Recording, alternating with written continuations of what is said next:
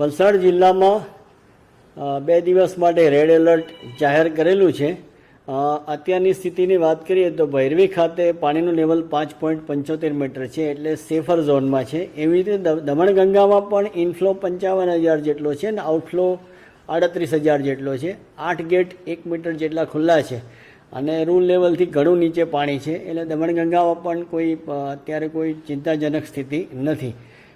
ગઈકાલે જિલ્લામાં average 8 inch વરસાદ પડ્યો અને ફોર્ચ્યુનેટલી બપોર પછી લગભગ વરસાદ ઓછો હતો, એટલે શહેરી વિસ્તારોમાંથી બધે જે પાણી ભરાયા હતા એ પાણી ઓસરવા માંડ્યા હતા. આજે પણ સમગ્ર જિલ્લામાં એવરેજ 1 ઇંચથી હજુ સુધી વધારે વરસાદ પડેલો નથી, એટલે વધારે પાણી ભરાવાના કોઈ પ્રશ્નો છે નહીં હાલમાં.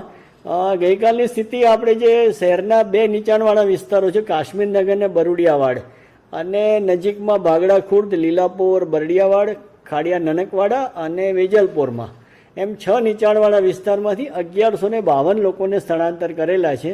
ધીમે ધીમે જેમ પરિસ્થિતિ નોર્મલ થતી જશે એમ આપણે એમને એમના ઘરે જવા દઈશું. હાલ આપણા સેફ સેન્ટરો ઉપર તેમને જમવાની અને ચા પાણી નાસ્તાની બધી જ સગવડ, મેડિકલ ટીમની સગવડ બધી જ આપણે એમને સુવિધાઓ આપી રહ્યા છીએ.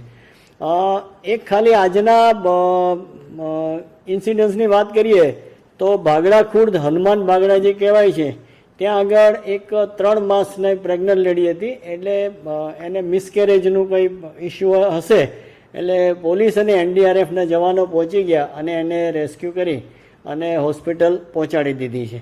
અત્યારની સ્થિતિએ પંચાયતના 120 રસ્તા બંધ છે અને R&B સ્ટેટના 8 રસ્તા મળીને 128 રસ્તા બંધ છે.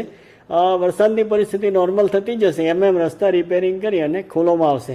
હાલની સ્થિતિએ જો જિલ્લાની વાત કરીએ તો વલસાડ જિલ્લામાં અત્યારે એવી કોઈ પૂરની બહુ ચિંતાજનક સ્થિતિ નથી, પરંતુ 2 દિવસ માટેનું રેડ એલર્ટ હોય તમામ વલસાડવાસીઓને મારી અપીલ છે કે તેઓ સાવચેત રહે, સાવધાન રહે અને પૂરની કોઈ પણ પરિસ્થિતિનો ઊભી થશે તો આપણે એનો સફળતાપૂર્વક સામનો કરીશું.